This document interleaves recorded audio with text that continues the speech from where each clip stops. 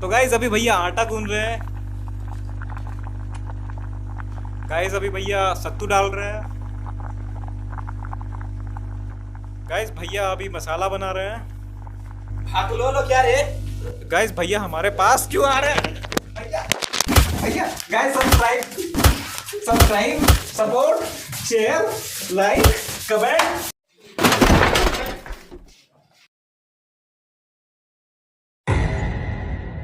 तू भी खाना साथ में।